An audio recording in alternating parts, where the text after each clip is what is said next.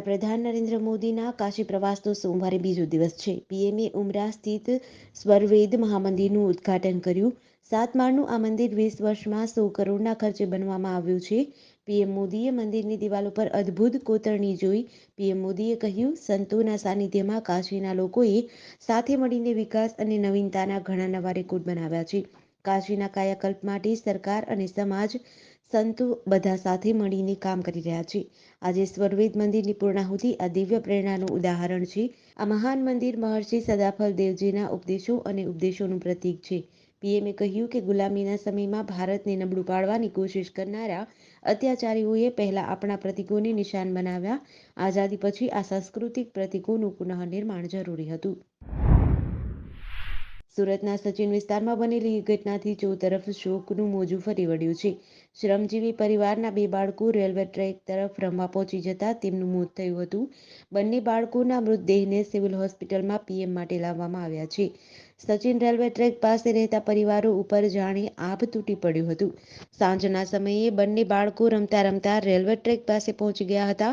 ત્યારબાદ તેઓ પરત ન ફરતા પિતાએ આસપાસ બાળકોની શોધખોળ કરી હતી અને પણ બાળકો મળ્યા ન હતા. આખરે રેલવે પોલીસનો સંપર્ક કર્યો હતો. મોડી સાંજે બંને બાળકોના પિતાને જાણ કરવામાં આવી કે તેમના બાળકોના મૃતદેહ રેલવે ટ્રેક પાસે પડેલા છે. પ્રથમ દ્રષ્ટિએ એવું અનુમાન આવી રહ્યું છે કે રમતા રમતા આ બાળકો રેલવે ટ્રેક પાસે હતા તે દરમિયાન ટ્રેનની અડફેટે આવી જતા મોત નીપજ્યું છે.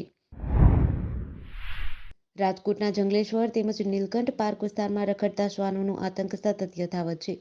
પખવાડિયા જેટલા ટૂંક સમયમાં હિંસક બનેલા શ્વાનોએ 3 બાળકો ઉપર હુમલો કર્યોની ઘટના સામે આવી છે. શનિવારે પણ વધુ એક 8 વર્ષના બાળક પર 6 જેટલા શ્વાનોએ હુમલો કરતા સ્થાનિકોમાં રોષની લાગણી જોવા મળી હતી. જે બાદ સ્થાનિકોએ જાતે શ્વાન પકડવાનું શરૂ કર્યું હતું. જોકે આ યોગ્ય નહીં હોવાથી કોઈ હિંસક શ્વાન ધ્યાનમાં આવે તો તંત્રને જાણ કરવાની અપીલ મનપાના વેટરનરી અધિકારીએ કરી હતી. આ મામલે બીઆર ઝાકસણિયાએ જણાવ્યું હતું કે ગત તારીખ 4 ડિસેમ્બરે જંગલેશ્વર વિસ્તારમાં શ્વાનના હુમલાની સૌથી પ્રથમ ઘટના સામે આવ્યા બાદ તંત્ર તરત જ હરકતમાં આવ્યું હતું. અત્યાર સુધીમાં 25 શ્વાનોને પકડવામાં આવ્યા છે. ગામડે ગામડે મુસાફરોને કામકાજ તથા વિદ્યાર્થીઓને અભ્યાસ અર્થે સમયસર સ્કૂલ કોલેજ પહોંચવા માટે ગુજરાત એસટી વિભાગ દ્વારા બસના રૂટ શરૂ કરાયા છે. ત્યારે આજે આપણે વાત કરીશું મોડાસાના અંત્રોલીથી અમદાવાદ આવતી એસટી બસની કે જેમાં 140 થી 152 જેટલા મુસાફરો દરરોજ સવારી કરી રહ્યા છે. અંત્રોલીથી અમદાવાદ વચ્ચેના રૂટ પર આવતા ગામડાઓના લોકો અને વિદ્યાર્થીઓ આ બસનો ઉપયોગ કરે છે. પરંતુ આ રૂટ પર માત્ર એક જ બસ હોવાથી મુસાફરોને હાલાકી ભોગવવી પડે છે. બીજી બસ શરૂ કરવા અનેક રજૂઆતો કરાઈ હોવા છતાં કોઈ નિરાકરણ આવ્યું ન હોવાથી દધાલિયા પાસે ગ્રામજનોએ બસો રોકીને તેનો વિરોધ કર્યો હતો અને તાત્કાલિક આ રૂટ પર બીજી બસ શરૂ કરવા માંગ કરી હતી. તમિલનાડુમાં છેલ્લા 2 દિવસથી ભારે વરસાદને કારણે પૂર જેવી સ્થિતિ છે. કોવિલપટ્ટીની આસપાસની નદીઓ અને તળાવો છલકાઈ ગયા છે. 2 તળાવોમાં ભંગાણ થયું હતું અને તેને રિપેર કરવાનું કામ ચાલુ છે. પલાયમકોટ્ટઈના દક્ષિણ જિલ્લાઓમાં રવિવારે સાંજે 5:30 વાગ્યા સુધીમાં 260 મીમી વરસાદ નોંધાયો હતો, જ્યારે સોમવારે સવારે 26 સેમી વરસાદ નોંધાયો હતો. બીજી તરફ કન્યાકુમારીમાં 17 સેમી વરસાદ નોંધાયો હતો, જ્યારે થુટુકુડી જિલ્લામાં તાલુકા શ્રી વેંકુટમમાં રવિવારે 525 મીમી વરસાદ થયો હતો. તુતિકોરિન જિલ્લાના તિરુચેન્દુરમાં માત્ર 15 કલાકમાં લગભગ 2 ફૂટ વરસાદ પડ્યો હતો. પૂર જેવી સ્થિતિને પગલે એનડીઆરએફ, એસડીઆરએફના 250 જવાનોને કન્યાકુમારી, તિરુનેલવેલી, તુતિકોરિન અને તેનકાસી જિલ્લામાં તહેનાત કરવામાં આવ્યા છે. તમિલનાડુ સરકારે સોમવારે 4 જિલ્લા તિરુનેલવેલી, થુટુકોડી, કન્યાકુમારી અને તેનકાસીની તમામ શાળાઓમાં રજા જાહેર કરી છે. વડોદરામાં યુવક સોશિયલ મીડિયાની મિત્રતાનો શિકાર બન્યો છે. યુવકે અજાણ્યા ઇન્સ્ટાગ્રામ આઈડી પરથી આવેલી ફ્રેન્ડ રિક્વેસ્ટ સ્વીકાર્યા બાદ યુવતીએ યુવકના ન્યૂડ ફોટો માંગ્યા હતા, જેથી યુવકે તેના ન્યૂડ ફોટો મોકલી આપ્યા હતા. ત્યારબાદ ભેજા બાજુએ યુવક, તેની પત્ની અને બંનેની કંપનીઓમાં ચેટ અને યુવકના ન્યૂડ ફોટો ઈમેલ કર્યા અને યુવકને ચરબી ઉતારી નાખવાની ધમકી આપી હતી. આ મામલે યુવકે સાયબર ક્રાઇમ પોલીસ સ્ટેશનમાં ફરિયાદ નોંધાવી છે. 23 નવેમ્બરના રોજ મને અને મારી પત્નીના ઈમેલ આઈડી ઉપરથી ફરીથી ઈમેલ આવ્યા હતા. તેમાં મને ગાળો આપીને મારી ચરબી ઉતારી નાખશે તેવા શબ્દોનો ઉપયોગ કરી ધમકી આપી હતી. પાટણ જિલ્લાના સાંતલપુર તાલુકાના કોરડા ગામ પાસે ગત રાત્રિના સુમારે પિકઅપ ડાલા અને જીપ વચ્ચે સર્જાયેલ અકસ્માતની ઘટનામાં સાંતલપુર તાલુકાના ચાજણસર ગામના એક વ્યક્તિનું મોત નીપજ્યું હોવાની સાથે 14થી વધુ લોકો ઘાયલ થયા હોવાનું જાણવા મળ્યું છે. તો અકસ્માતમાં ઇજાગ્રસ્ત તમામ લોકોને સારવાર અર્થે રાધનપુર હોસ્પિટલે ખસેડાયા છે. આ અકસ્માતની પ્રાપ્ત વિગતો અનુસાર સાંતરપુર તાલુકાના જાજણસર ગામથી પિકઅપ ડાલામાં બેસીને જીરુને દવા લેવા ગયેલા 15થી વધુ લોકો ગતરાત્રે પોતાના ઘરે પરત ફરી રહ્યા હતા.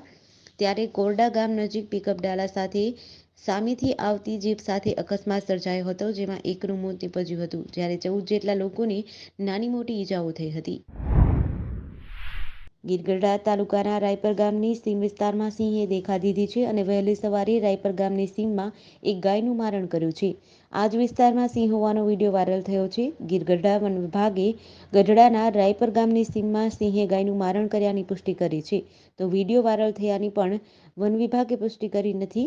ગઢડા પંથકમાં સિંહના આટાફેરાથી લોકોમાં ફફડાટ ફેલાયો છે. બોટાદ જિલ્લાના ગઢડા તાલુકામાં છેલ્લા 3 દિવસથી અલગ અલગ ગામ વિસ્તારમાં સિંહ હોવાની વાતથી લોકોમાં ફફડાટ ફેલાયો છે. હાલમાં ખેતીવાડીની સિઝન હોય, ખેતરોમાં કામ કરવાનું લોકો ટાળી રહ્યા છે, કારણ કે ગઢડા તાલુકામાં પહેલા ગોરડકા, ઉગામેડી સહિત ગઢડાના અન્ય વિસ્તારમાં સિંહ હોવાની માહિતીને લઈને ગઢડા ફોરેસ્ટ વિભાગ દ્વારા સતત પેટ્રોલિંગ હાથ ધરવામાં આવ્યું છે. વડોદરા શહેરના લાલબાગ પોલીસ તાલીમ શાળા પરેડ ગ્રાઉન્ડ ખાતે આજે બિનહથિયારી અને હથિયારી લોકરક્ષક દળના દીક્ષાંત સમારોહ કાર્યક્રમ યોજાયો હતો, જેમાં તાલીમ લઈ રહેલા લોકરક્ષક દળના જવાનો દ્વારા પરેડ યોજવામાં આવી હતી. આ પરેડમાં મુખ્ય અતિથિ વિશેષ તરીકે પોલીસ મહાનિરીક્ષક સંદીપસિંહની આગેવાનીમાં સમગ્ર કાર્યક્રમ યોજાયો હતો. આ કાર્યક્રમમાં તાલીમ લઈ રહેલા બિનહથિયારધારી અને હથિયારધારી લોકરક્ષક દળના તાલીમાર્થીઓ છેલ્લા 8 મહિનાની આકરી કસોટી બાદ હવે પોતાની કારકિર્દીની નવી શરૂઆત કરવા જઈ રહ્યા છે. આ કાર્યક્રમમાં તાલીમ દરમિયાન ઇન્ડોર તેમજ આઉટડોરમાં શ્રેષ્ઠ કામગીરી કરનાર પ્રથમ 3 તાલીમાર્થીઓને ઇનામ આપી સન્માનિત કરાયા હતા.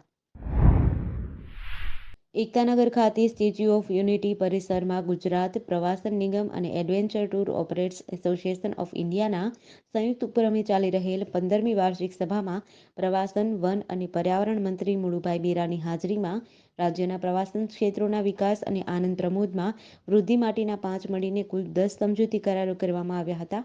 કુલ ₹770 કરોડના એમઓયુ કરવામાં આવ્યા છે. પ્રવાસન ક્ષેત્રના વિકાસથી દેશના અર્થતંત્રને મજબૂતી તથા રોજગારી સર્જનના ઉદ્દેશ સાથે નર્મદા જિલ્લામાં ઇન્વેસ્ટ ઇન્ફ્રાસ્ટ્રક્ચર પર ₹145 કરોડના ખર્ચે 4 star resort, conference area, convention area જેવા નવા આયામોના નિર્માણ થકી 450થી વધુ સ્થાનિક આદિવાસી બાંધવાઓ માટે રોજગારીની નવી તકો ઊભી થશે.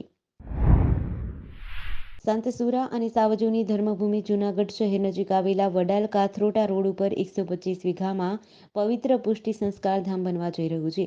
પુષ્ટિ સંસ્કાર ધામ સંકુલમાં ફેઝ 1માં અંદાજિત 1.5 લાખ સ્ક્વેર ફીટનું નિર્માણ કાર્ય કરવામાં આવ્યું છે. ત્યારે આ વિશાળ ભૂમિ પર પુષ્ટિ સંસ્કાર ધામનું ભૂમિપૂજન અને ફેઝ 2 શિલાન્યાસ કાર્યક્રમ યોજાયો છે. આ પવિત્ર પુષ્ટિ સંસ્કાર ધામ ખાતે મહોત્સવમાં 7 દિવસ અલગ અલગ કાર્યક્રમો યોજાશે, જેમાં 300થી વધુ કન્વીનર, સહકન્વીનર તથા 3500થી વધુ સ્વયંસેવકો સેવા આપી રહ્યા છે. આ કેમ્પસમાં ફેઝ 2ના 7 દિવસીય શિલાન્યાસ કાર્યક્રમમાં અત્યાર સુધીમાં 450 ગામના લોકો ઉમટી પડ્યા હતા. અમેરિકાના રાષ્ટ્રપતિ જો બાઇડનની સુરક્ષામાં મોટી ચૂક થઈ છે. અમેરિકાના રાષ્ટ્રપતિ જો બાઇડનના કાફલા સાથે એક કાર અથડાઈ હતી. અચાનક બનેલી આ ઘટના બાદ અમેરિકાના રાષ્ટ્રપતિની સુરક્ષામાં તહેનાત સુરક્ષાકર્મીઓ કાર ચાલકને ઘેરી લીધો અને તેના પર પિસ્તોલ તાકી હતી. અકસ્માત સમયે જો બાઇડનના પત્ની જીલ બાઇડન પણ તેમની સાથે હતા. જોકે આ ઘટનામાં બાઇડન અને તેમના પત્નીને કોઈ ઈજા નથી થઈ. ન્યૂઝ એજન્સી રોયટર્સ અનુસાર રવિવારે જો બાઇડનનો કાફલો ડેલાવેયરમાં તેમના કેમ્પેન હેડક્વાર્ટરની બહાર ઊભા હતા. બાઇડન કાફલામાં સામેલ કારમાં સવાર થઈ જઈ રહ્યા હતા. તે દરમિયાન બાઇડનથી લગભગ 40 મીટર દૂર એક 4 રસ્તા પર તેમના કાફલામાં સામેલ એસયુવી સાથે એક સેડાન કાર અથડાઈ હતી.